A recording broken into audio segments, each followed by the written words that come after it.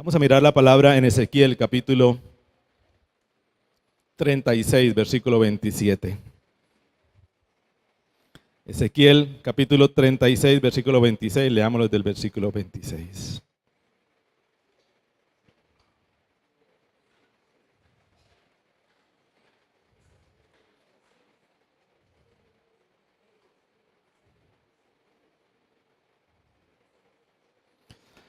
Bueno, leámoslo desde el 22, porque esa palabra del Señor a través del profeta Ezequiel es preciosa. Habla de la gracia, pero habla del deseo de Dios, del corazón y el deseo de Dios. Versículo 22 dice: por lo tanto, le dice el Señor a Ezequiel, da este mensaje a los israelitas de parte del Señor soberano. Dales este mensaje de mi parte. Los llevaré de regreso a su tierra. Ellos estaban dispersos en Babilonia, cautivos en Babilonia. El Señor dice: los llevaré de regreso a su tierra. Pero esta es una profecía que tiene que ver más bien entonces con la venida del Mesías. Los llevaré de regreso a su tierra, pero no porque lo merezcan, sino para proteger mi santo nombre, que deshonraron mientras estaban esparcidos entre las naciones. Mostraré cuán santo es mi gran nombre, el nombre que deshonraron entre las naciones. Digan todos: naciones, naciones. El profeta Ezequiel está extendiéndose y con un mensaje del Señor que tiene que ver con naciones. Dios está preocupado por lo que ha sucedido con su santo nombre en las naciones.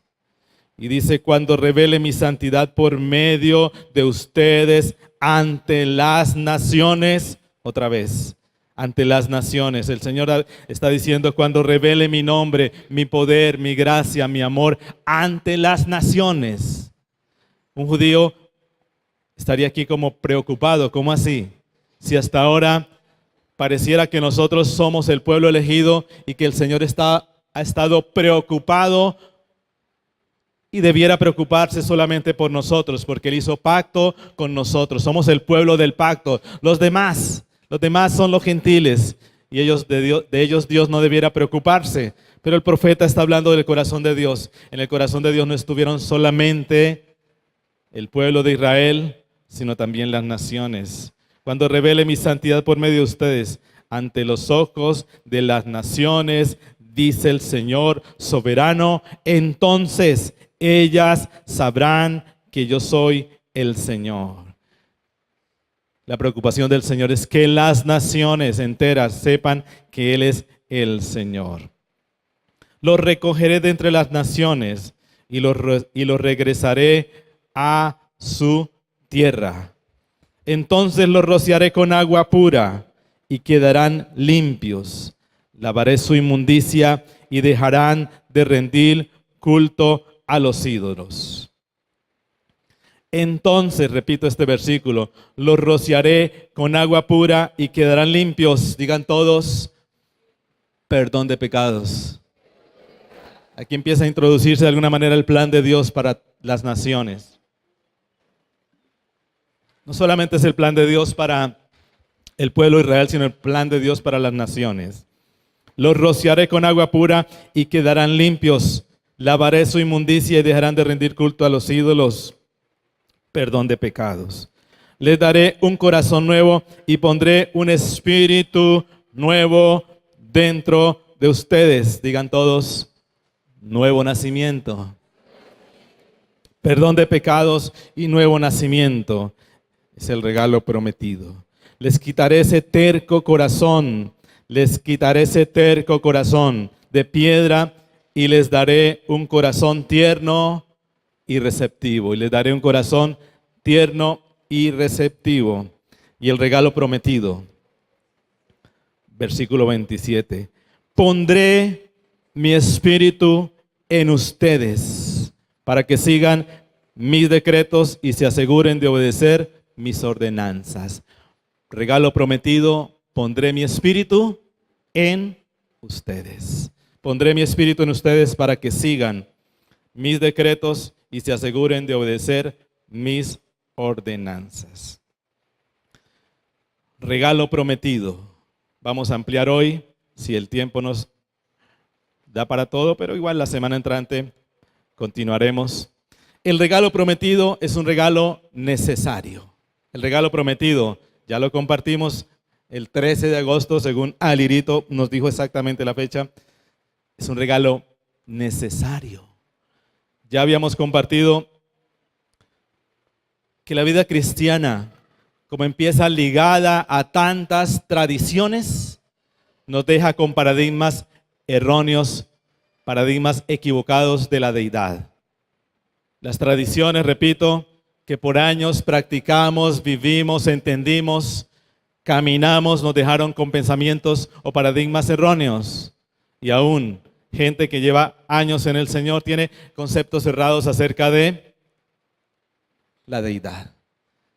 Y de alguna manera por eso siempre una cosa importantísima en la sanidad de cualquier alma que se acerca al Señor es encontrar a Dios como Padre. Y una de las lecciones más hermosas y más valiosas de todos los cursos de sanidad interior es la de encontrar a Dios como, y lo seguimos ministrando en los encuentros que ministramos, encontrar a Dios como Padre. Los que están en todos los cursos de sanidad interior, como estanque, como PID, es fundamental encontrar a Dios como Padre. Porque tenemos una concepción errada de Dios y hemos dejado siempre a Dios en nuestra mente con el concepto de Dios juez, de Dios castigador, de Dios que está vigilante para encontrar los errores y corregir los errores de los que se llaman sus seguidores. Pero la realidad de Dios es la realidad de Dios Padre. Y como era una realidad imposible de conocer por el ser humano, por sus propios medios, pues entonces por eso Dios envió a su Hijo, para que lo conocieran a Él como Padre. Y ya eso lo compartimos en una enseñanza que titulamos El regalo no esperado. Y el regalo no esperado del Hijo se llamaba... Gracias, Olguita, ¿me animas?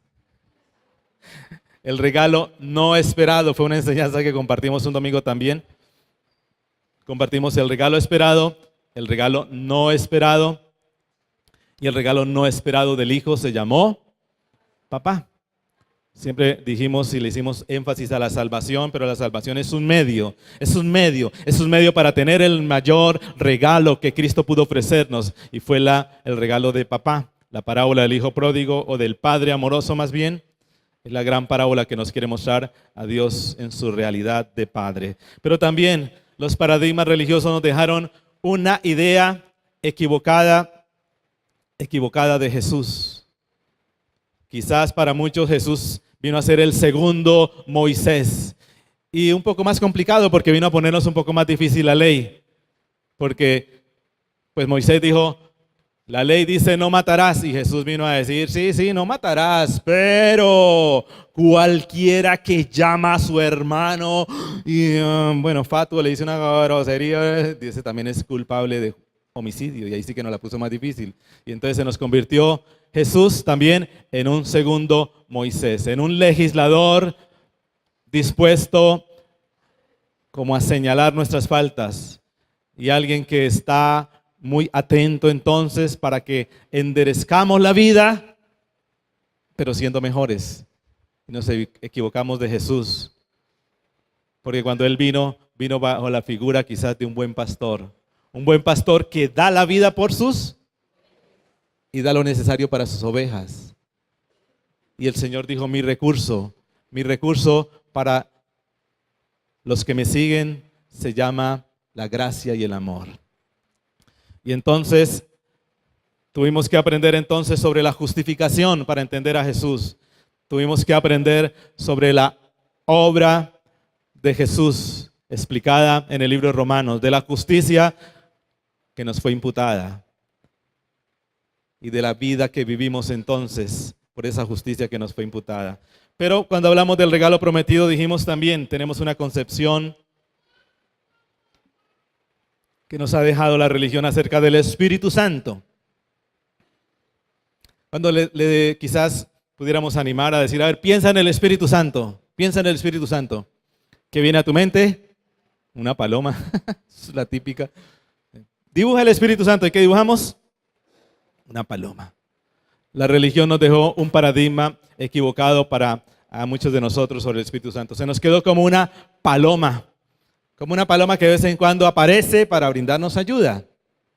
Pero el Espíritu Santo no es una paloma. Cuando la Biblia describe que Él descendió como paloma, descendió como paloma, descendió. La figura que se usa allí de paloma es para hablar no de la forma, sino de la manera que descendió como paloma. Pero nos hemos quedado con el Espíritu Santo como una paloma, entonces ¿eso para qué le sirve tener una paloma? Para enviar mensajes, Y el Espíritu se nos ha quedado a muchos de nosotros como la paloma mensajera. Entonces los estudiantes despalomados que no estudian para el previo, que están pidiendo a última hora, Señor, por favor, envía la paloma y que me diga qué es lo que va a salir en el previo. Los que van a hacer negocios y no saben qué hacer, están pensando en la paloma, que ahora aparece la paloma con el mensaje de parte de Dios para decir, ¿compro este negocio o no lo compro? ¿Hago este negocio o no lo hago? Se nos ha quedado entonces como una paloma mensajera al Espíritu Santo. Pero perdemos de vista que el regalo prometido es un regalo necesario. Es lo que quiero ampliar un poquito. Y es un regalo necesario y de pronto el próximo domingo vamos a encontrar por qué es un regalo necesario. Y algunos más que han caminado un poco en la vida cristiana, conociendo el Espíritu Santo, le añaden algo más al Espíritu Santo. Y es aquel que nos da los dones espirituales. Y entonces, bueno, ya tenemos una concepción un poco mejor. Decimos, pues yo realmente oro por los enfermos y los enfermos se sanan. Y entonces decimos, ¿eso quién me lo dio? El Espíritu Santo. El Espíritu Santo, porque no pudiera yo orar por nadie sin que se sanara. Algunos más dicen, y yo recibo a veces como el conocimiento de lo que está sucediendo con algunas personas y entonces voy para ayudarlas, para darles una palabra de ánimo. ¿Eso quién nos lo dio? El Espíritu Santo. Y entonces la segunda idea o paradigma acerca del Espíritu Santo es la persona porque no es una paloma, es la persona de la deidad que nos entrega los regalos capacitantes de Dios. Es la mayor idea que tenemos del Espíritu Santo, algunos más. Que el Espíritu Santo es quien nos entrega los regalos que nos capacitan para cumplir la misión de Dios. Regalos. Entonces, bueno, termina siendo el Espíritu Santo el que me trae los regalos. Ya lo pasamos de paloma mensajera, lo pasamos al que nos trae los regalos. Pero ese no es el regalo prometido. ¿Saben por qué? Porque esas dos ideas nos dejan siempre como pensando, ¿y será que el Espíritu Santo está conmigo? Porque para muchos no les llega el mensaje, para muchos no les llega la paloma. Entonces muchos dicen, pues allá contó el testimonio quizás Nia de que tenía un previo por allá y le fue súper bien porque el Espíritu Santo le dijo, márquela de. Y Angélica dice, y yo le pido, Señor, por favor, ¿cuál marco? Y ninguna paloma me aparece, y yo no sé si es la no sé cuál, y yo pongo la A, y no era la A. Y entonces ella dice, a mí no me apareció como paloma, yo como que no tengo el Espíritu Santo. Y algunos más entonces hacen la reflexión acerca de los regalos de Dios. Y uno dice, pues sí, pues lindo. Uno escucha por allá a Carmelina que profetiza a la gente, y yo, eso a mí no me ha tocado. Uno escucha por allá que algún otro ora por sanidades, que Isabelita ora por sanidades, pero yo oro por sanidades, eso no se sana a nadie. Entonces nos cuestionamos, ¿tendré el Espíritu Santo? ¿Tendré el Espíritu Santo? Y la gran falencia de la iglesia cristiana es esa duda de cuántos tienen el Espíritu Santo y cuántos no lo tienen. Es la gran duda.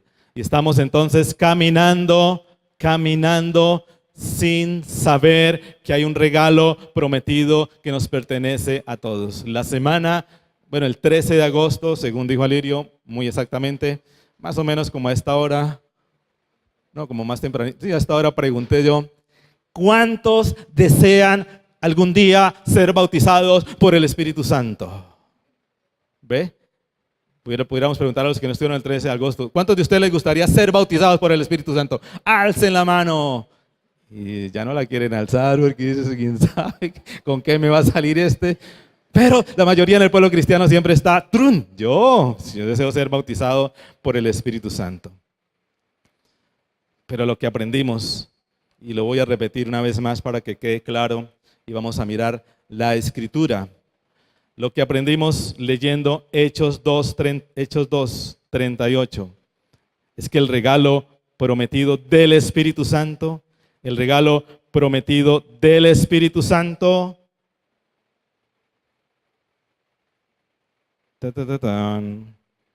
vamos a leerlo si lo vamos a recibir o ya lo recibimos. El regalo prometido, ¿lo vamos a recibir o ya lo recibimos? Es la gran pregunta. ¿Lo vamos a recibir o ya lo recibimos? Bueno, ustedes porque ya les enseñé a los que vinieron el 13 de agosto. Pero la mayoría de la gente en el pueblo de Dios está esperando que algún día algo suceda. Bueno, aunque quizás no sea un viento recio, un estruendo como un viento recio, pero sí, aunque sea una sopladita por ahí, un vientecito aparezca. Quizás no aparezcan lenguas de fuego, pero sí por lo menos que sienta calor o alguna cosa. La gente en el pueblo de Dios está esperando quizás, bueno, de pronto no me vaya de para atrás, pero aunque sea hay un traspiés y me vaya al suelo para que le caiga el Espíritu Santo. Estamos esperando alguna manifestación para que el Espíritu Santo sea derramado sobre nuestras vidas. Y vamos a leer entonces lo que dice en Hechos capítulo 2, versículo 16. Ustedes conocen un poquito la historia porque esta es una historia muy famosa. Es la historia de los 120 en el aposento alto. ¿Se acuerdan? El Señor se fue a los cielos y les dijo, pero ustedes tienen que esperar porque hace falta algo en la vida de ustedes. La era mesiánica. La vida cristiana se inaugura, la vida cristiana se inaugura, y dijo con algo, es con la venida del Espíritu Santo. La era cristiana se inaugura con la venida del Espíritu Santo. Bien dijo Juan cuando vio a Jesús. Cuando vio a Jesús, ¿qué dijo Juan de Jesús? He aquí el Cordero de Dios que quita el pecado del mundo. Muy bien, pero ¿qué más dijo Juan de él? ¿Qué más dijo Juan de él? Muy bien, Edguitar. Él dijo, yo los voy a bautizar en agua, pero Él los va a bautizar en el Espíritu Santo. Entonces la mayoría de nosotros conocemos a Jesús como el Cordero de Dios. Todo cristiano está seguro de que Él es el Cordero de Dios que quita el pecado del mundo. Nos acercamos a Él y estamos seguros que Él quita nuestros pecados. Conocemos de esa obra que limpia nuestras vidas de pecados y es la obra de la cruz. Conocemos a Jesús como el Cordero de Dios. Pero la segunda parte que Juan recalcó no se quedó solamente con esa, sino dijo, yo los bautizo en agua, pero Él los va a bautizar en el Espíritu. Pero nos hemos quedado cortos en saber que Jesús también es bautizador o que Jesús también es bautista. Juan el Bautista nos suena familiar, pero Jesús el Bautista nos suena desconocidos. Y vuelvo y repito, y muchos de nosotros estamos esperando que algún día el Señor Jesús nos bautice con el Espíritu Santo. Pero cuando leemos Hechos, en el día de Pentecostés, el Señor les había dicho, no hagan nada todavía hasta que no venga sobre ustedes el Espíritu Santo. Y no había venido sobre el Espíritu Santo porque era necesario que Él fuera al cielo. 40 días estuvo con ellos enseñándoles, pero Él dijo, cuando yo me vaya, yo me voy, pero vendrá el Consolador. El Espíritu Santo no había venido. Y estaban los 120 en el aposento alto, unánimes juntos orando. Y dice que de repente se escuchó un sonido como de un viento recio. Un sonido se escuchó como... No era un viento recio. Siempre que vemos las películas, entonces, ¿qué pasa en ese momento? Empieza a entrar un vendaval, un huracán en las películas. Pero lo que allí resalta no era el viento. sino el sonido. Se escuchó un sonido como de un viento recio. Y aparecieron de ellos como lenguas de fuego. No eran lenguas de fuego, eran como lenguas de fuego. Y toda esta simbología quizás nos debiera llevar un poco más a recordar la inauguración del primer pacto. ¿Cómo fue la inauguración del primer pacto? Cuando Moisés subió al monte Sinaí, ¿qué se escuchaba? ¿Qué se escuchaba? Marjorie, mira, Carlitos, mi hijo, ¿qué era? Carlitos, no me acuerdo. Pero acuerden que había un estruendo como de bocinas, como de un estruendo. Normalmente los escritores bíblicos tratan de describir lo que sucede, pero solamente ponen comparaciones, pero no es exactamente lo que está sucediendo. Un estruendo. Y además de eso, ¿qué se veía en el monte? Como un humo, ¿verdad? Como el fuego, como el humo. En fin, el fuego y el sonido del estruendo fueron allí claves en ese primer pacto. Y ellos dijeron, los israelitas dijeron, nosotros no subimos, eso está tenebroso, ese sonido nos asusta. Vaya usted, Moisés, no sea que nosotros perezcamos. Y ahora, aquí pareciera recordarse de nuevo la inauguración de este pacto, que es el pacto mesiánico, el pacto de Jesús, de un nuevo pacto, una nueva relación de Dios con los hombres. Y se manifiesta de nuevo el fuego, porque para los judíos era importantísimo el fuego. Una de las manifestaciones de Dios era el fuego. Por eso aquí estoy hablando de muchas cosas, pero bueno, rápidamente. Cuando Dios hizo pacto con Abraham, ¿qué le dijo? Abraham, parte por favor por la mitad, y le dio una serie de animales para que lo partiera por la mitad. Y voy a hacer pacto contigo. ¿Y cómo supo Abraham que Dios había aparecido para hacer pacto con él? ¿Cómo sabía? Lo compartimos también un día. Porque a la medianoche apareció como una antorcha humeante que caminaba en medio de los animales. Y Abraham supo que ese era Dios. El fuego le representaba la presencia de Dios. Cuando Moisés estaba por allá distraído con las ovejas, con las cabras, tirándoles piedra por allá a los pájaros, y Dios le habló, ¿de dónde le habló? De una zarza. ¿Y qué tenía la zarza? Un fuego que no la consumía, y Moisés dijo, ese es Dios. Pues aquí de alguna manera el fuego es simbólico de la presencia de Dios descendiendo para hacer un nuevo pacto. El pacto de Moisés tuvo ciertos símbolos y aquí este nuevo pacto tiene ciertos símbolos, pero eso no es lo importante, sino lo importante es lo que sucedió en aquel momento. Ellos empezaron a hablar en muchos idiomas, y la gente que estaba allí los escuchaba y decía, ¡ay! ¿Y ese de dónde aprendió a hablar ruso? Si ese no ha salido aquí de la comarca.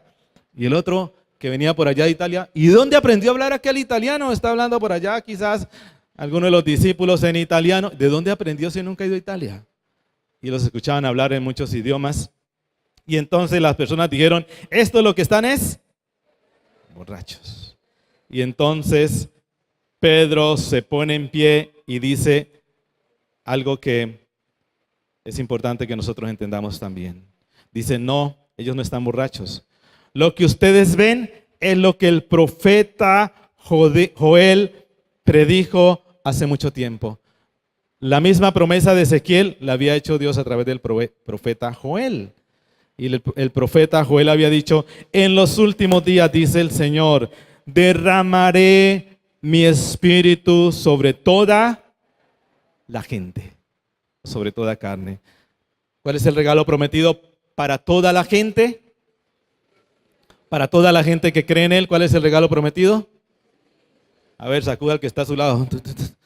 Sacúdalo, eso, sacúdalo. Si lo ve así como inclinado hacia un lado, sacúdalo más duro para que se incline para el otro. Sacúdalo. Bueno, me causó curiosidad cuando vino Edgardo, que Edgardo estaba como un poco inquieto por los que dormían.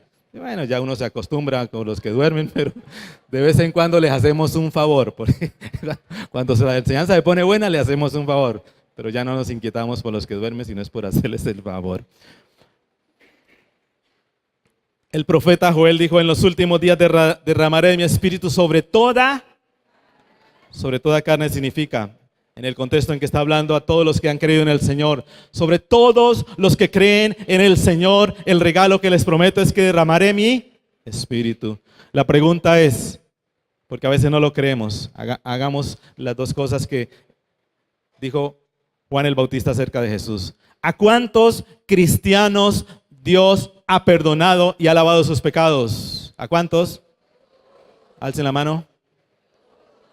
Alcen la mano para ver si alguno no cree que le haya perdonado los pecados para pasarlo a encuentro. Pronto tenemos encuentro. Inscríbanse por favor. Alcen la mano los que creen que les han perdonado los pecados. Bueno, muy bien. Pero la segunda parte del regalo prometido es el derramamiento del Espíritu Santo. En los últimos días derramaré mi Espíritu sobre toda la gente. ¿Cuántos creen que el Espíritu Santo ha sido derramado sobre sus vidas? Alcen la mano. Aquí ya va como un 50%. Última oportunidad. Los que no crean los vamos a pasar aquí adelante para, bueno, no vamos a orar para que lo bauticen porque quizás no es eso, pero ¿cuántos creen que el Espíritu Santo ha sido derramado sobre ustedes? Bueno, muy bien. Qué bueno. Ese es el regalo prometido. Derramaré mi Espíritu sobre sus hijos, sobre sus hijas. Quiere decir que no hay distinción de sexo. Sobre sus hijos y sobre sus hijas. En aquel entonces, todo lo que tenía que ver con las cosas de Dios eran para los varones, no para las mujeres.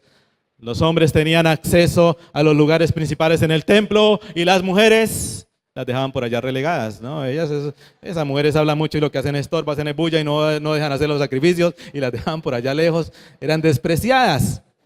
Pero el Señor viene para decir, no señores, en aquel tiempo derramaré de mi espíritu sobre tus hijos y sobre tus hijas. Significa las mujeres serán llenas también y bautizadas por el Espíritu Santo. Sus hijos y sus hijas profetizarán. Sus jóvenes tendrán visiones y los ancianos tendrán sueños. Bueno, por eso es que aquí me preocupa uno porque se duermen, porque se está cumpliendo la Escritura. Aquí se cumple la Escritura. Solo que los que veamos menores de... ¿Ancianos de cuánto edad para arriba, Fercho? Para que decir los que vean de cierta edad para arriba, por favor déjenlos dormir porque está cumpliendo la Escritura, tendrán sueños. Pero los que sean así como de, bueno, de 40 para abajo, hay que despertarlos. ¿De 50 para abajo? Bueno, de 50 para abajo, dijo Fercho, despiértenlos por favor. Pero realmente lo que está aquí haciendo énfasis el profeta Joel es, no hay diferencia de sexo, pero segundo, no hay diferencia de edad. El Espíritu Santo será derramado en los jóvenes, en los niños, en los ancianos, sin diferencia de edad. Dice, en esos días derramaré mi Espíritu sobre siervos, hombres y mujeres por igual, y profetizarán sobre siervos y libres. No hay diferencia de rango. No hay gente más importante, no hay gente más importante que merezca el Espíritu Santo. Sobre siervos, los siervos eran los despreciados, un poco de la época, porque esta palabra a veces traduce realmente sobre los esclavos. Derramaré mi espíritu, y los esclavos eran gente de segunda, gente para los oficios, gente que los demás los mandaban como querían y los trataban como querían, pero el Señor dijo, no señores, ellos no son gente de segunda, ninguno de mi creación es gente de segundo, todos tienen dignidad. Y sobre cada uno de ellos, aún los que este mundo pone a un lado y los declara sin dignidad y a veces sin derechos y a veces sin voluntad, sobre ellos también derramaré de mi espíritu. Y más adelante el Señor dice, y a los de lejos y a los de cerca, no hay distinción de lugar. El Espíritu Santo es enviado para todos, es la promesa del Señor. Pero al final, en el versículo 38 del mismo capítulo 2, porque hasta aquí hemos hablado del derramamiento del Espíritu Santo, Pedro les predica a ellos. Pedro les predica entonces porque ellos dicen, bueno, y si no, si lo que ha sucedido acá es que Dios ha cumplido su promesa de derramar el Espíritu Santo, ¿qué haremos nosotros? Y Pedro les predica y les habla de Jesús, la centralidad del mensaje, les habla siempre de Jesús. Ustedes van a encontrar que cada vez que Pedro predica o Pablo predica, habla de Jesús, porque todo tiene que ver con la obra de Jesús. Versículo 37 al final, preguntan los judíos: hermanos, ¿qué debemos hacer? ¿Qué debemos hacer nosotros? Y Pedro contesta: cada uno de ustedes debe arrepentirse de sus pecados y volver a Dios y ser bautizado en el nombre de Jesucristo para el perdón de sus pecados. Entonces recibirán el regalo del Espíritu Santo. Entonces recibirán el regalo del Espíritu Santo. Recibirán el don del Espíritu Santo. Derramamiento del Espíritu Santo. Don del Espíritu Santo y bautismo del Espíritu Santo es lo mismo, porque ¿qué dijo Jesús? Espérense, no se vayan, yo los voy a bautizar con el Espíritu Santo. Juan dijo, Él los va a bautizar con el Espíritu Santo, yo los bautizo en agua. Entonces Jesús dijo, no se vayan de Jerusalén hasta que sean bautizados en el Espíritu Santo.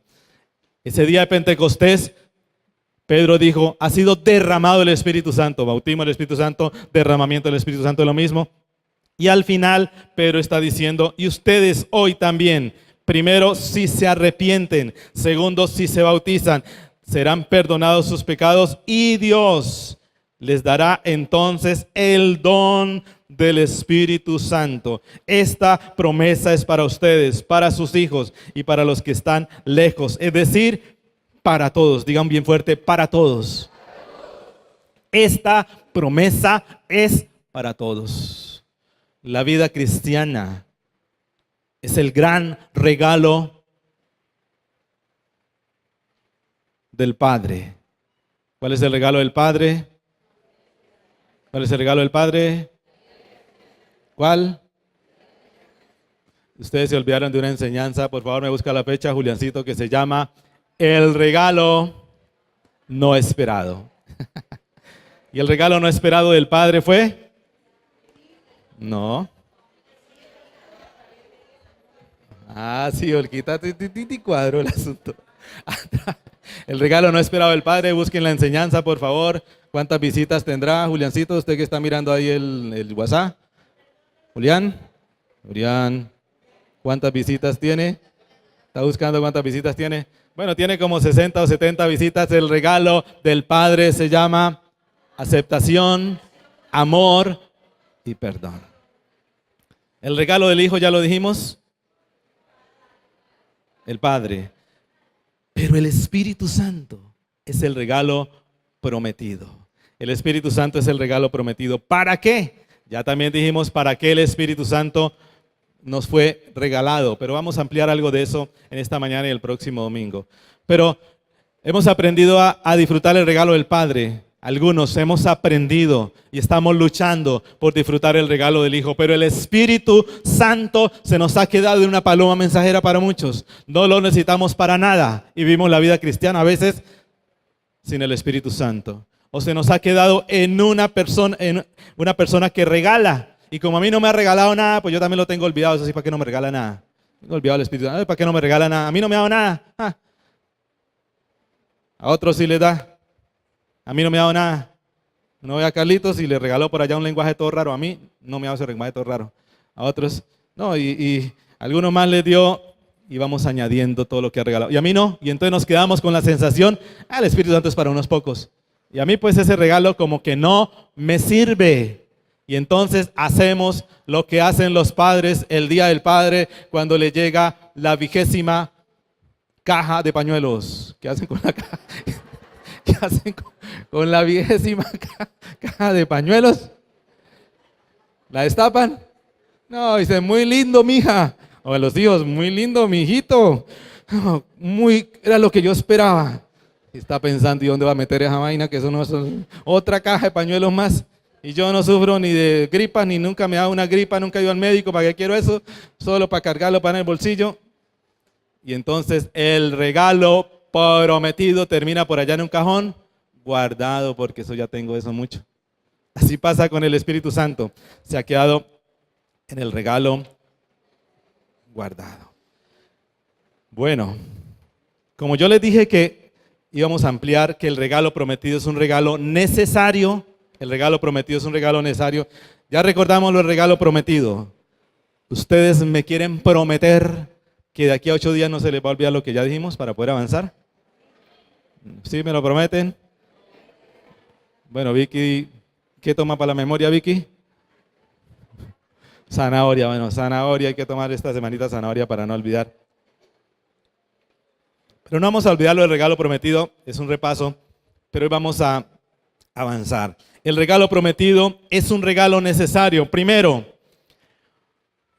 porque el camino a la victoria cristiana es andar en el Espíritu. Primera palabra que nos va a sonar. Hay muchas palabras en la Escritura que nos hablan del Espíritu. Ser lleno del Espíritu. ¿Eso qué es? Bueno, vamos a ver si lo alcanzamos a mirar. El fruto del Espíritu, ¿eso qué es? Vamos a mirar qué es el fruto del Espíritu, que es ser lleno del Espíritu. Pero hay otra palabra que también Pablo hace mucho énfasis, y es que nosotros debemos, ¿qué? Andar en el Espíritu. Pues Pablo nos va a decir, Gálatas capítulo 5, versículos 24 y 25, que la vida cristiana no se puede vivir, que la vida cristiana no es una vida victoriosa, que la vida cristiana no es una vida plena si nosotros no andamos en el Espíritu. Vamos a Gálatas capítulo 5, versículos 24 y 25. Aquí voy a hacer algún repaso para los que estuvieron conmigo en Gálatas, pero como no son todos, vamos a repasar. Gálatas 24 y 25 dice, los que pertenecen a Cristo Jesús. Alcen la mano los que en este lugar pertenecen a Cristo Jesús. A ver, esperen, ténganla ahí arribita porque necesito, para los de servicio, aquí les vamos a pasar a algunos que no saben si pertenecen. Alcen la mano los que pertenecen a Cristo Jesús. Bueno, por si acaso, algunos porque no saben qué nos vayan a hacer, pero no, mentiras. Somos todos. Los que pertenecen a Cristo Jesús, dos cosas necesitan vivir para vivir una vida cristiana victoriosa. La primera, los que pertenecen a Cristo Jesús han clavado en la cruz las pasiones y los deseos de la naturaleza pecaminosa y los han crucificado allí. Y versículo 25 dice, ya que vivimos por el Espíritu,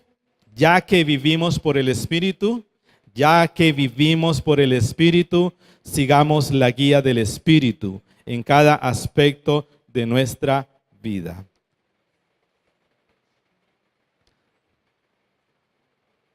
La famosa Reina Valera lo dice de la siguiente manera: si vivimos por el Espíritu, andemos también por el Espíritu. Si vivimos por el Espíritu, andemos también por el Espíritu. Pablo, ustedes saben, capítulo 5 está hablando de dos grandes luchas del cristiano, o la gran lucha del cristiano más bien. Son las pasiones, son los deseos de nuestra naturaleza pecaminosa. Alcen la mano los que tienen naturaleza pecaminosa, por favor, alcen la mano. Aquí vamos a hacer un pit para saber cuánto necesitamos mandarlos. Alcen la mano los que tienen naturaleza pecaminosa. Todos. A ver, el que no tiene naturaleza pecaminosa debiera estar en las colinas.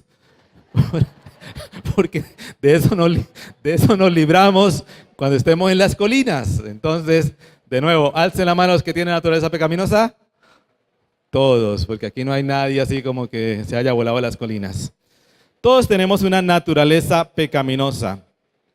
La naturaleza pecaminosa fue el gran regalo que nos dio Adán. ¿Cuántos están agradecidos con Adán por ese regalito? Ninguno. El gran regalo de Adán para todos nosotros fue la naturaleza pecaminosa. Y a todos nos acompaña una naturaleza pecaminosa. ¿Qué es la naturaleza pecaminosa? Es nuestra antigua vida de egoísmo y de pecado. Es todos aquellos rastros que nos quedan de la antigua vida y de aquel caminar sin Cristo Jesús, de todas aquellas mañas, hábitos que están en nuestra vida y que algunos hemos heredado también de nuestros padres, que nos predisponen a hacer lo malo o a hacer lo incorrecto, como lo quieras llamar. Tenemos una naturaleza pecaminosa que nos empuja, que nos influencia hacia la vida independiente de Dios. Esa es la naturaleza pecaminosa. Es una naturaleza que nos dice, ¿y usted para qué necesita a Dios? Si usted es muy inteligente, mijo. ¿Eso Dios para qué? No, eso no lo busque. Eso usted no lo necesita. Eso hágale. No, si usted cree que eso está bueno, hágale. Si le gusta, hágalo. Hágalo, que eso le va a pasar bien. Esa naturaleza pecaminosa nos está animando siempre a vivir independiente de Dios, que fue lo que escogió Adán. ¿Para qué necesito a Dios si yo puedo ser como Dios? Y la naturaleza pecaminosa dice, hágale, satisfaga, pero si le gusta, si usted se siente bien, eso, libre albedrío, los derechos humanos. Invocamos entonces el humanismo para decir, tenemos derecho a hacer lo que nos parezca para satisfacernos. Esa es un poco la naturaleza pecaminosa. La naturaleza pecaminosa siempre nos empuja a las pasiones de nuestros sentidos. A las pasiones de nuestros sentidos. Y entonces Pablo dijo, y ustedes por andar tanto tiempo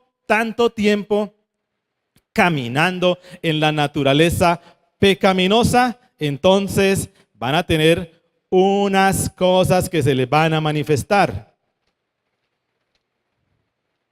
Y en Gálatas lo llamó, ¿cómo lo llamó? Las obras de la carne.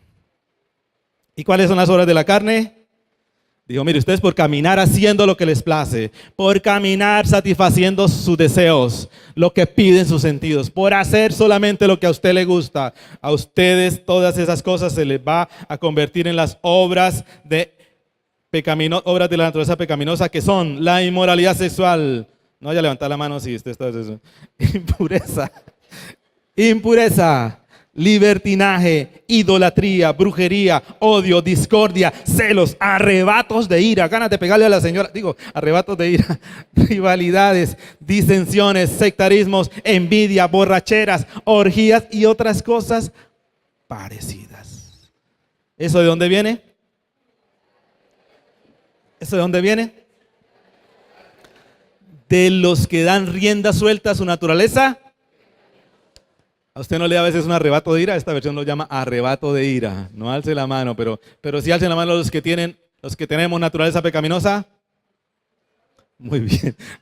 A usted no le da a veces arrebato de ira, a usted no le da a veces odios, a usted no le da a veces envidia, a usted no le da a veces celos, a usted no le da a veces alguno de lo que aquí se describió. Discordias, libertinaje, a usted no le da ganas de hacer lo que se le da la voluntad. Impureza, a usted no le da ganas de caminar en impurezas, a usted no le dan.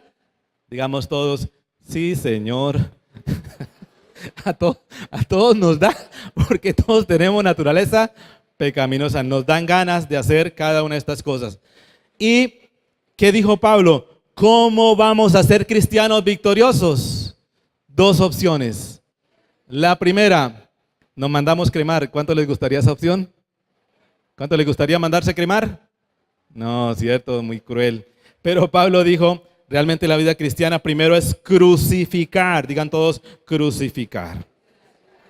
La palabra clave que Pablo usa en el versículo 24 es crucificar. Los que son de Cristo han crucificado la naturaleza pecaminosa. Los que son de Cristo, ¿qué han hecho con la naturaleza pecaminosa? La palabra es fuerte. La palabra es fuerte. ¿Por qué usó Pablo la palabra crucificar? ¿Por qué la usó? Porque la palabra crucificar tiene tres aspectos que no podemos olvidar. La primera, la palabra crucificar es una cosa, o la crucifixión, digámoslo, y luego la asociamos con lo que Pablo está tratando de enseñarnos. La crucifixión era despiadada. La crucifixión era despiadada. ¿Por qué los romanos crucificaron a los judíos? Porque era la manera más despiadada de hacer morir a alguien. Era la manera más humillante. Porque a la verdad, quien de pronto lo decapitaban, como le pasó a Juan, muchos ni siquiera se enteraban, muchos ni siquiera sabían. Pero la crucifixión era despiadada porque no se tenía cortesía. A Jesús lo hicieron caminar públicamente y a los que los crucificaban los sacaban públicamente por las plazas. Los caminaban por las plazas, por los lugares públicos para decirle, a este lo vamos a crucificar. Eso era despiadado. Y además de eso, la crucifixión podía tardar. En la de Jesús no duró sino quizás 3 horas, pero algunos podían durar 24 horas y más crucificados, sufriendo y muriendo poco a poco. La crucifixión es despiadada y Pablo está diciendo que ¿qué debemos hacer con la carne? Digan todos, ser despiadados. A ver, si ve que no, ahí sí no decimos nada, ¿cierto? Porque cuando hablábamos con la gente que estuvieron en Gálatas decíamos, la naturaleza para nosotros, la naturaleza pecaminosa, para muchos, en algunos días, se ha vuelto como la mascota de la casa, la mascota de la casa. Uno sabe que el gato le echa pelos y que ensucia todo. Bueno, perdónenme los que tienen gatos porque alguna vez hablé a alguien que tenía de los gatos y después está, no, ese mi gato no es así, ese gato. No, yo pues no. Bueno, de los gatos, de los perros o bueno, digamos que, bueno, ¿alguien de ustedes tiene un cuerpo espín de mascota? Bueno, no, entonces pongamos ese ejemplo para que ninguno se ofenda. ¿Por qué va a hablar más de los perros si ellos son tan lindos? Si ellos nos baten la cola, si ellos son los más preciosos, los perros son hasta mejores amigos que ni la suegra, ni el perro es más fiel. Algunos se van a disgustar conmigo, pero entonces pongamos que usted tenga de mascota un tigre. El tigre lo tiene de mascota y el mugre tigre ha dañado todos los muebles. Y usted sabe que el tigre es dañino. Y el tigre es peligroso porque se comió de pronto algún día hasta el gato se lo comió. El tigre es peligroso. Pero lo tenemos ahí y lo tenemos ahí porque no nos podemos zafar del tigre. ¿Y qué hacemos con el tigre? De vez en cuando nosotros lo consentimos. De vez en cuando lo consentimos. Ay, pobrecito el tigre, pobrecito el tigre. Y entonces lo que nosotros hacemos con la naturaleza pecaminosa y por eso a veces nos juega malas pasadas es porque nosotros ¿qué hacemos con la naturaleza pecaminosa? La consentimos, le pasamos la manita y dice, eso puede mirar televisión, mi hijo, eso no pasa nada. Y estamos poniendo la naturaleza pecaminosa contienda. Sí, mire esa novela toda de las señoritas de yo no sé qué y de las que yo no sé cuántas y mírela y empezamos a consentir la naturaleza pecaminosa. Y la naturaleza pecaminosa tarde que temprano nos juega una mala pasada. Entonces, cuando tú caes en pecado es porque ¿qué estás haciendo con la naturaleza pecaminosa? Consintiéndola, qué linda, pobrecita. Pero si yo nací así, si en mi familia todos fueron de mal genio, pues yo también. ¿Qué estás haciendo con la naturaleza pecaminosa? Consintiéndola. No, pero si es que eso es muy difícil, hoy en día eso es muy difícil con tantas fotos de señoras por allá en la calle que no son señoras y con tantas películas con señoritas que no son señoritas, con tantas tentaciones. Entonces, ¿qué dice uno? Pues, ¿Cómo hace uno? Y entonces, ¿qué estamos haciendo? Consintiendo la naturaleza pecaminosa. Pero Pablo dijo, ustedes deben crucificar la naturaleza.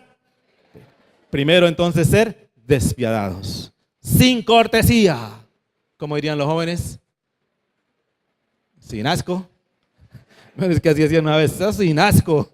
Si hay que matarla, hay que matarla. Despiadado. Segundo, la naturaleza pecaminosa, al crucificarla, la crucifixión es dolorosa. Dolorosa. Oiga, no crea que es que a usted le va a parecer muy lindo. Vamos a poner un ejemplo tonto también, pero es que no quiero que algunos sientan que estamos echándole piedras. Si usted es glotón, y usted dice, la naturaleza es que en mi casa todos comían mucho, yo soy así, yo me como 4 pollos cada día. Entonces, escucha que el Señor dice, eso es naturaleza pecaminosa. ¿Usted será fácil que a partir de mañana solamente se coma 1/4 de pollo? Usted dice, no, qué delicia, a partir de mañana para mejorar mi salud, a partir de mañana me como solo 1/4 de pollo. ¿Usted se come todos los días 4 pollos? ¿Al otro día eso será fácil? No, como decían las señoras, ustedes el otro día se come 1/4 de pollo, le chillan las tripas y no haya que hacer, le da ansiedad, le da angustia, le da como que ya no sabe qué hacer. Es solamente un ejemplo, pero todas las cosas de la naturaleza pecaminosa son iguales. Te van a doler el día que decidas crucificarlas. Como nos hemos acostumbrado y estamos en una sociedad de que todo es lo que me gusta, Pues por eso no la crucificamos, porque es que eso duele. ¿Cómo así que yo tengo que dejar eso? Si me gusta tanto, ¿cómo así que lo tengo que dejar? Pues Pablo dijo, no señores, si ustedes no quieren terminar con que en sus vidas solamente haya obras de la carne, ustedes tienen que crucificar. Ser despiadados con la naturaleza pecaminosa. Deja de consentirla. Ese mugre mascota, deja de consentirla. No se va a poder librar de ella. Si no nos vamos a poder librar de la naturaleza pecaminosa hasta que no estemos en las colinas. Ese día sí nos libramos. Ese día desde los cielos nos vamos a reír allá en el horno crematorio viendo, mire cómo se está quemando la naturaleza pecaminosa. Pero mientras no nos vamos a librar de ellas. No la vamos a matar, pero dijo Pablo, ¿qué deben hacer? Crucifíquenla.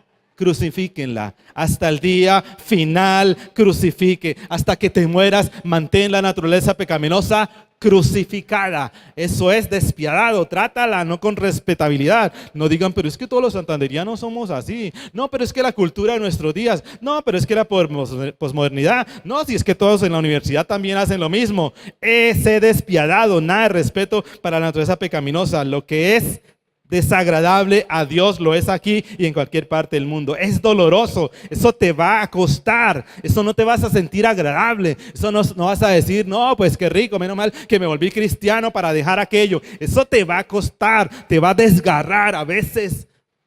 Pero tercero, es contundente. No se sobrevive a la crucifixión.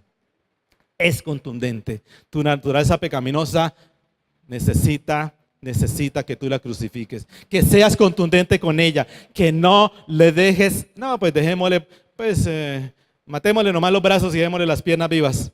No, Señor, se crucifica y es contundente porque no se sobrevive. Nadie que se subía a la cruz se bajaba algún día con vida, no se bajaban. No se bajaban. Y por eso ustedes escuchan la historia. ¿Qué hicieron con los ladrones o los malhechores que habían colocado a la izquierda y a la derecha de Jesús? Cuando dijeron, va a llegar el sábado, va a llegar el sábado, va a llegar el día de reposo. Y no es bueno que mantengamos esos allá subidos en día de reposo. Una cosa como extraña. Entonces, ¿qué dijeron? No, pues bajemos, los pobrecitos ya sufrieron bastante. ¿Sí los bajaron? No, pobrecitos, ya sufrieron. ¿Desde qué hora los tienen ahí encaramados y con esos pobrecitos? Bajémoslos. ¿Qué dijeron? ¿Qué les hicieron? Les quebraron las piernas para despiadado. Eso suena despiadado, ¿cierto? Hoy en día eso sería, qué cosa tan brutal. Les quebraron las piernas, eso es despiadado. ¿Ustedes creen que les dolió a los malhechores la quebrada de las piernas? ¿Alguno de ustedes se ha quebrado un dedo? Eso es dolorosísimo. Doloroso pero contundente. Los crucificaron, no se baja de allá. Oiga, este llamado de Pablo, tú quieres ser victorioso en la vida cristiana, debes crucificar la carne, ser despiadado. Eso va a ser doloroso y eso va a ser contundente. Ese es el arrepentimiento genuino. El arrepentimiento genuino no es que nunca jamás te vuelves a equivocar.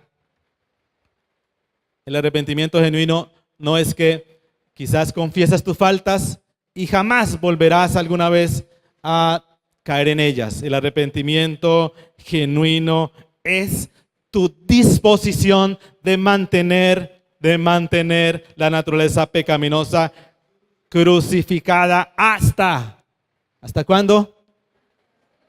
Hasta que te mueras. Ese es arrepentimiento. Arrepentimiento no es en términos de no lo volveré a hacer jamás.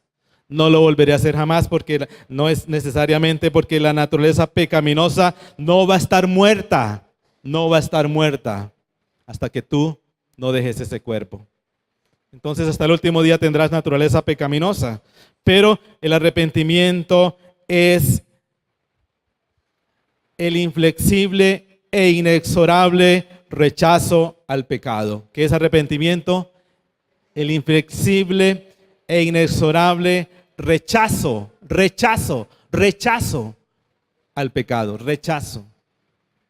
Vuelvo y repito, quiero hacer la salvedad, no quiere decir que nunca más volvamos a cometer pecado, porque es que la naturaleza va a estar viva. ¿Y cuándo nos va a jugar malas pasadas? El día que la consienta, diga el día que la consienta, digan consienta. El día que la consientas te juega mala pasada.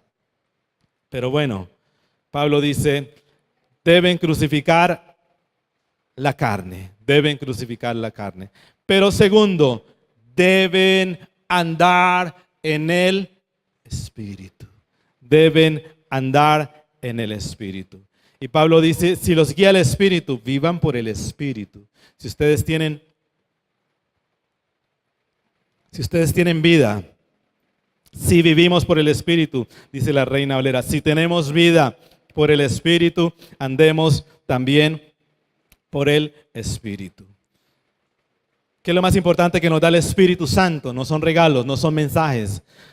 Poco a poco iremos quizás ahondando. Es la vida de Dios, es la vida de Dios puesta en nosotros. Lo que el Espíritu Santo hace es poner la vida de Dios en nosotros. No la teníamos. Ezequiel dijo, y en los postreros días les daré mi espíritu. Es la vida de Dios puesto en nosotros. Por eso cuando vino Nicodemo a Jesús, ¿qué le dijo Jesús a Nicodemo? Tú necesitas nacer de nuevo. Es un nacimiento por el Espíritu. Es un nuevo nacimiento para que el Espíritu de Dios te habite. Para que viva tu Espíritu y el Espíritu de Dios te habite. El regalo más valioso del Espíritu Santo es la vida de Dios en nosotros. Él nos habita. Él nos habita. Somos templo del Espíritu Santo. Cuando conocemos al Señor, suceden las dos cosas en el mismo instante. Son perdonados nuestros pecados. Ya no vivimos para que se nos perdonen los pecados. Ya no vivimos para ser justos y ganarnos el cielo. Lo tenemos, pero tampoco vivimos para tener la vida de Dios. La tenemos. Hemos sido bautizados por el Espíritu Santo. Ha sido derramado sobre nosotros el Espíritu Santo. Se nos dio el don del Espíritu Santo. ¿Y para qué se nos dio el don del Espíritu Santo? Porque la vida cristiana es imposible si el Espíritu Santo no está en nosotros. Miserable de mí, dijo Pablo. Miserable de mí, ¿quién me libra este cuerpo de muerte? Porque yo trato de ser buen cristiano. Porque trato de hacer lo bueno y no puedo. Y trato de dejar de hacer lo malo. Y eso es lo que más hago. Miserable de mí. Es una descripción de lo que es vivir sin el Espíritu. Él dijo, eso no se puede. No se puede. Romanos capítulo 7. No se puede vivir sin el Espíritu. Porque es la lucha por querer ser mejor. Porque es la lucha por lograr agradar a Dios. Y no lo puedo hacer. Encuentro en mí una ley que me lleva siempre a pecar. Y es la ley de mi naturaleza pecaminosa. Estoy yendo rápido. Pero capítulo 8 de Romanos y capítulo 5 de Gálatas, pero hay una vida diferente que la vivimos en el Espíritu. ¿Cómo se vive la vida cristiana sin el Espíritu? Por eso ignorar al Espíritu es un poco andar a ciegas. Por eso ignorar el Espíritu es un poco luchar en nuestras propias fuerzas. Por eso la vida cristiana de muchos de nosotros es una vida difícil, porque la vivimos en nuestras propias fuerzas. Pero Pablo está diciendo, si ustedes tienen el Espíritu, si ustedes tienen vida por el Espíritu, si a ustedes los guía el Espíritu, anden por favor también por el Espíritu. Ya alguna vez hicimos claridad. ¿Qué es esto de ser guiado por el Espíritu? Ser guiado por el Espíritu no es lo que algunos piensan. Porque hemos convertido la guía del Espíritu en manifestaciones sobrenaturales. Pero no es eso lo que está queriendo decir el texto. Guiado por el Espíritu. La palabra guiar allí es quizás como la metáfora del granjero que va llevando sus ovejas. El día que nos convertimos al Señor, nos convertimos en ovejas. Pero ese día también el Espíritu se convirtió entonces en nuestro acompañante, en nuestro ayudador. La palabra griega es paracleto. Pero lo que quiso decir Jesús es, voy a enviar a alguien que les guíe en el camino. Los discípulos dijeron, ¿y usted se va a ir y nos va a dejar solos? Y él dijo, no señores, no los voy a dejar huérfanos, voy a enviar a alguien. Y ese alguien les va a acompañar en el camino.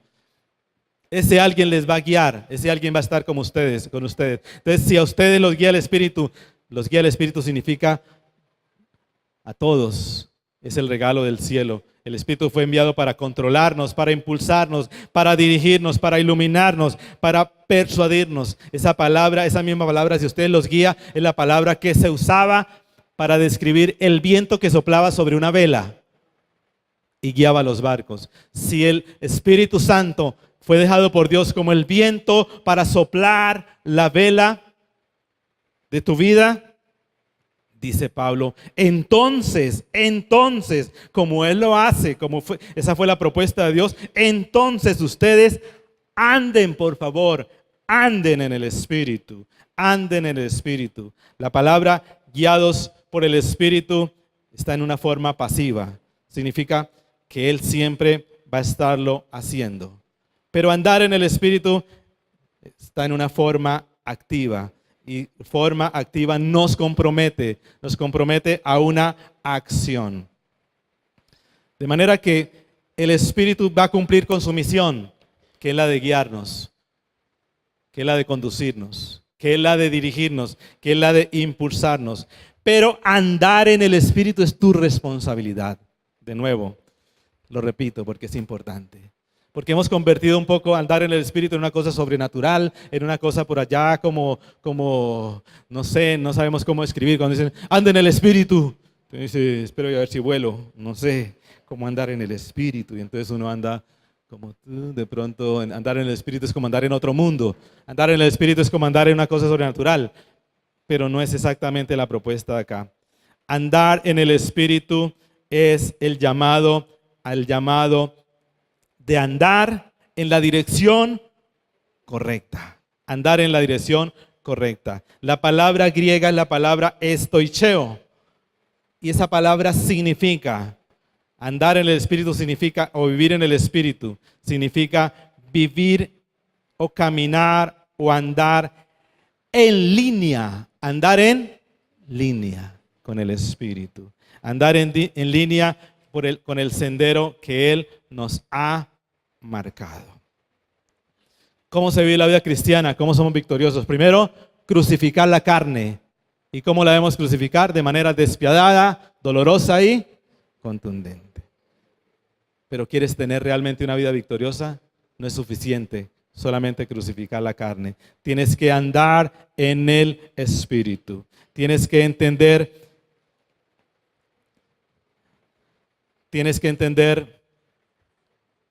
que hay una línea que el Espíritu nos traza. Hay una línea que el Espíritu nos traza. Hay una línea que el Espíritu nos traza para hablar. Hay una línea que el Espíritu nos traza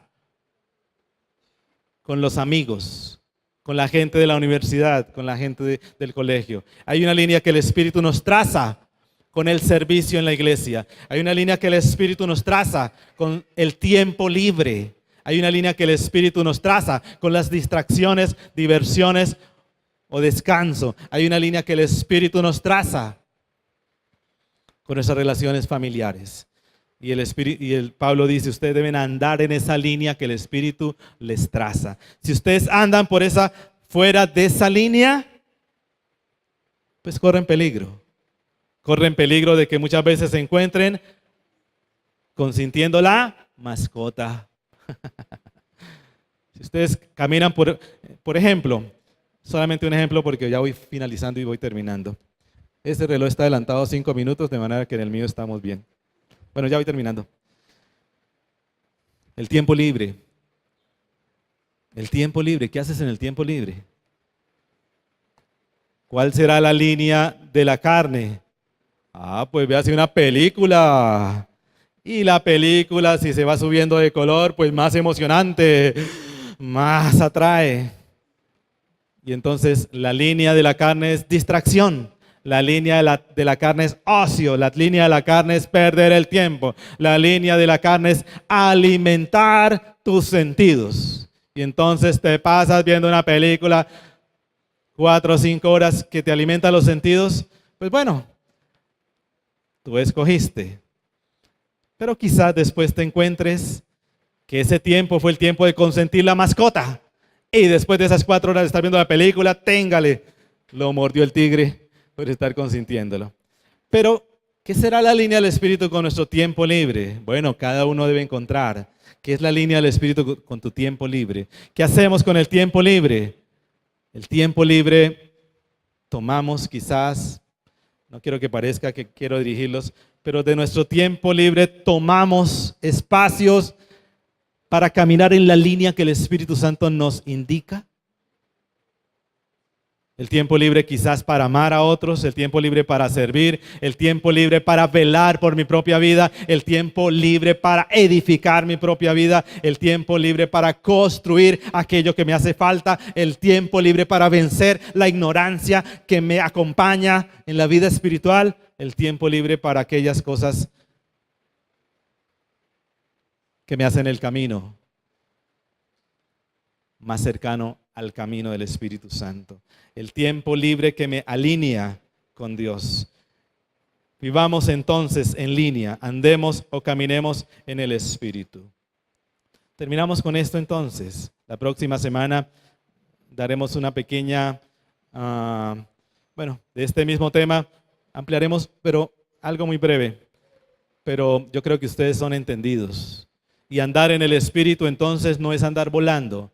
Andar en el Espíritu no es andar 24 horas orando quizás. O andar en el Espíritu no es andar 24 horas leyendo la palabra. Andar en el Espíritu es cada decisión en tu vida, cada situación en tu vida. ¿La vives conforme a tus deseos o la vives como el Espíritu Santo quisiera que la vivieras? Y vuelvo y repito, tiene que ver con tu tiempo libre, tiene que ver con tus amistades, tiene que ver con lo que hablas, tiene que ver con lo que piensas, tiene que ver con lo que construyes, tiene que ver con la manera como te conduces. Y el Espíritu Santo ha sido dejado para guiarnos. Bueno, el regalo prometido es un regalo necesario. Pongámonos en pie entonces.